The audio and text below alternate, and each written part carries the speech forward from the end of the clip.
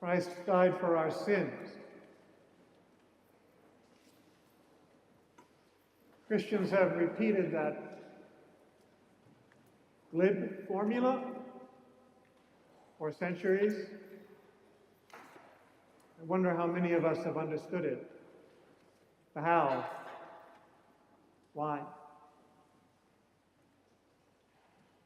Probably many have not, especially in the last 1,000 years.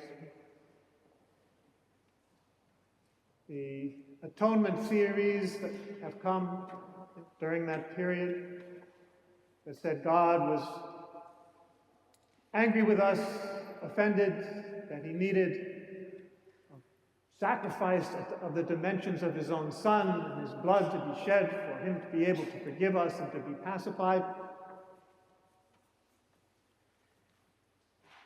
That's horrific and false. Maybe that surprises you. One of our great contemporary theologians, Sister Elizabeth Johnson, has a book, Creation and the Cross, in which she dismantles this theory.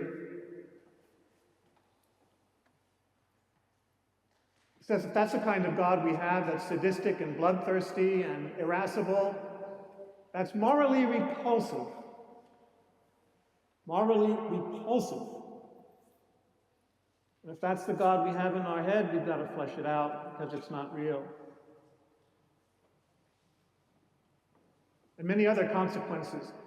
If that's our view of God, then it sacralizes violence. If God is violent, well, then we can be violent, especially in God's name. So we get crusades and conquistadores and much of what we see today in our own country, the denatured Christianity that passes for Christianity, where cruelty is strength and compassion is weakness. It brings about a morbid spirituality focused on suffering, even to the point, as she points out, even to the point of saying we should be submissive to injustice and just suffer. There are many terrible consequences. So, Sister points out that God did not need Christ's sacrifice to forgive us. I repeat, God did not need Christ's sacrifice to forgive us. He had already forgiven us. That's why he sent his Son. So who did need it, if not God? We did. We did to have this proof of God's love.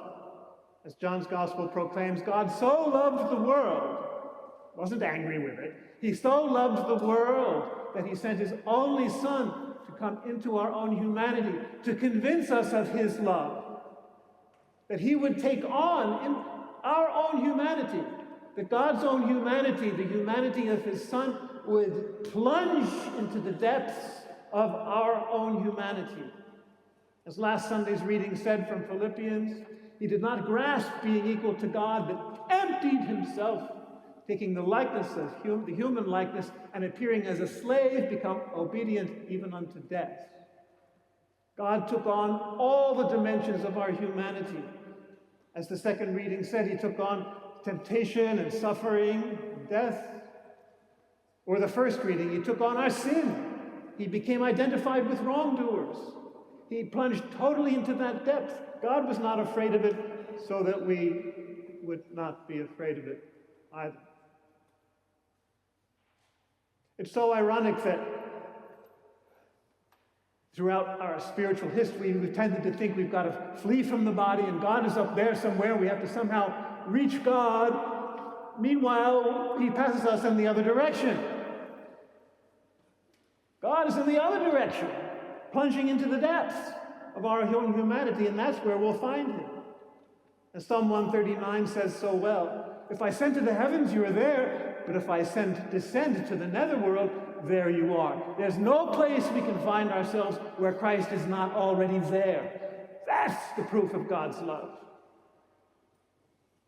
So we should not be afraid to face our own darkness, our death, our sickness, our sin, our shame, our fear, because Christ is already there.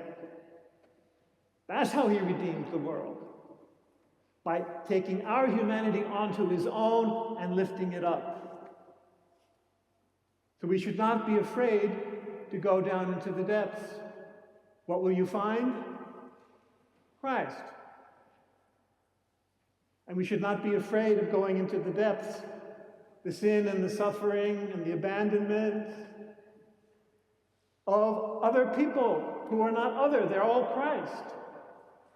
That sort of compassion is the heart of Christ that we should be taking on. That's how God redeems the world. He sent his only Son to convince us of his love by taking on everything that our humanity has ever been and ever will be. And all we need to do is encounter Christ there. What a love is that? And what a love must we therefore show when we received that love, to show it then to others in all their humanity.